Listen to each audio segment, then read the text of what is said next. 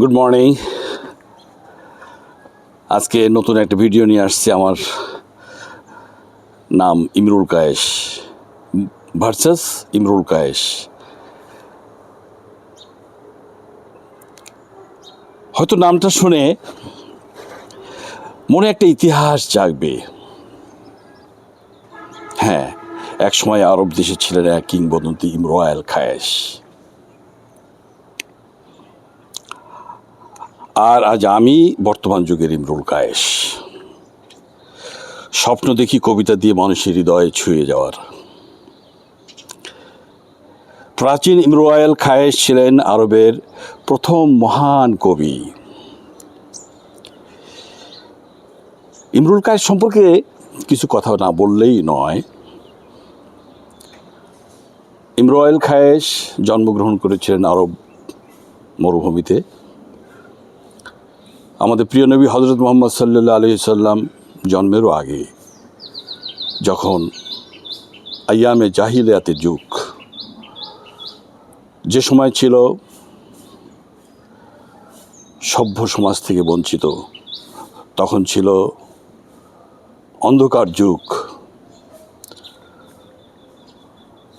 ওই সময়ে আরব সমাজে রাহাজানি, অপহরণ, দাসপ্রথা, শিশু হত্যা, নারী হত্যা, ধর্ষণ, জুয়া খেলা, সকল ধরনের সামাজিক অপকর্ম হতো ওই আরব সমাজে। সেই সময় জন্মগ্রহণ করেছিলেন ইমরুল কায়েস। তিনি প্রেম, অনুভূতি আর বেদনার কবি। তার কবিতা মুআল্লাকাত আজ ইতিহাসে স্বর্ণাক্ষরে লেখা। তার নামের সাথে জড়িয়ে আছে প্রেমের জয়, জীবনের সংগ্রাম আর রাজ্যের গৌরব। আর আমি বর্তমান ইমরুল কায়েস ছোটবেলায় হয়তো খুব ভালো কবি ছিলাম না, কিন্তু কবিতা ছিল আমার শিরায় উপশিরায়। মেয়েদের জীবনে শিক্ষা দিতাম, বন্ধুদের আবেগ শোনাতাম, আর কখনো প্রেমের গল্প, কখনো সমাজের কথা। আমার বাবা মা আমাকে পাঠিয়েছিলেন মাদ্রাসায়, কিন্তু ঠিক সেখান থেকে কিন্তু ভালো লাগেনি আমার মাদ্রাসা জীবন। কিন্তু সেখান থেকে আমি খুঁজে পেলাম জীবনের অন্য শিক্ষা, স্বপ্ন দেখার শিক্ষা।